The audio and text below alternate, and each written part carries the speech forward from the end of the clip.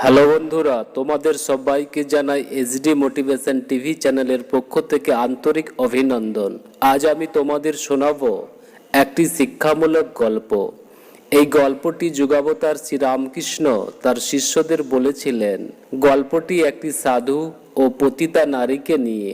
বন্ধুরা, গল্পটি পুরোটা মন দিয়ে শুনবেন আর শেষে অবশ্যই কমেন্টস করে জানাবেন যে গল্পটি কেমন লাগলো। এক গ্রামের শেষ প্রান্তে একটি সাধু বাবা বাস করত। সেই সাধু বাবার কুটিরের কিছুটা দূরে বাস করত একটি বিধবা রমণী, যার ছোট ছোট দুটি সন্তান ছিল। ওই রমণীর স্বামী কয়েক বছর আগেই মারা গিয়েছিল। সংসার চালানো ও দুই সন্তানদের ভরণ পোষণের জন্য রমণী কি করবে কিছুই খুঁজে পাচ্ছিল না। তাই ওই রমণী বেঁচে থাকার জন্য অবশেষে পতিতার পথ বেছে নিতে বাধ্য হয়েছিল।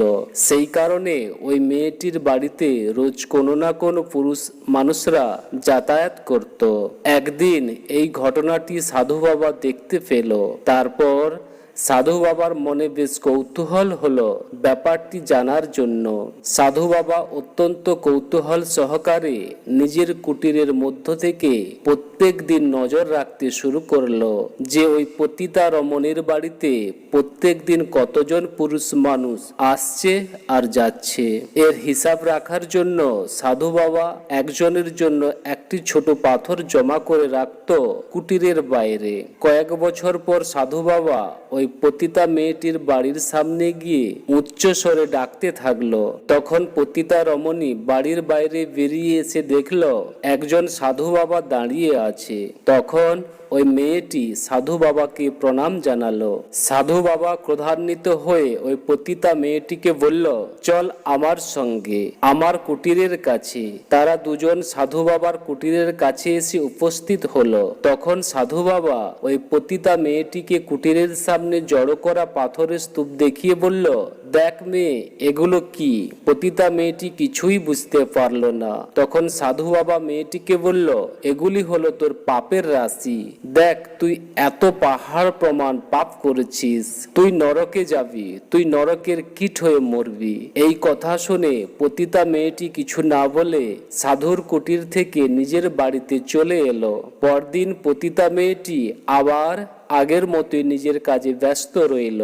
আর সাধু বাবাও সে আগের মতোই মেয়েটির বাড়ির উপর সারাদিন নজর রাখত আর পাথরের টুকরো জমা করে রাখত।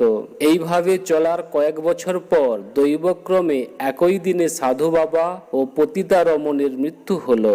সাধুর আত্মা মনে মনে ভাবল, সে তো সারা জীবন ঈশ্বরের নাম জপ করে এসেছে, তাই সে স্বর্গে যাবে।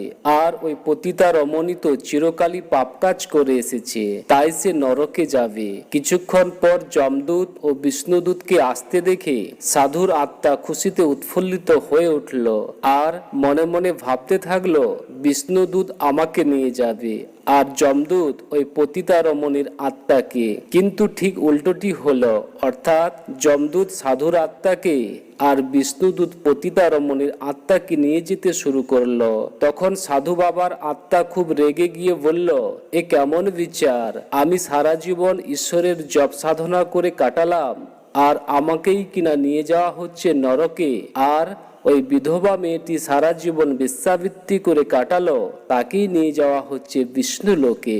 তখন যমদূত সাধু বাবাকে বললেন, তুমি সাধু হয়েও অসাধুর মতো কাজ করেছো। নিজের কর্ম ভুলে গিয়ে সারাদিন ওই পতিতা মেয়েটি কি করছে সেদিকেই সারাক্ষণ নজর রাখতে।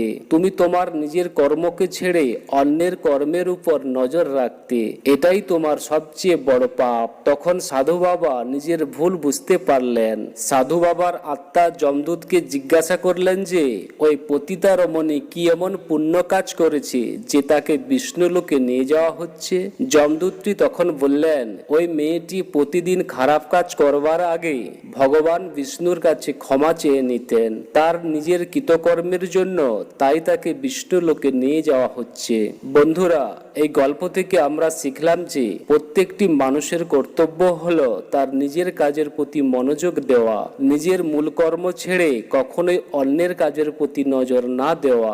কে কি করলো, সে পাপ করছে নাকি পুণ্য কাজ করছে, এর বিচার করার ক্ষমতা আমাদের মতো সাধারণ মানুষদের নেই। প্রত্যেক মানুষের কর্মের বিচার করবে ঈশ্বর, তাই তাকেই করতে দিন। আমাদের সকলের কর্তব্য হলো নিজের কর্মের প্রতি নিষ্ঠাবান হওয়া এবং নিজের কর্ম থেকে কখনোই বিচ্যুত না হওয়া।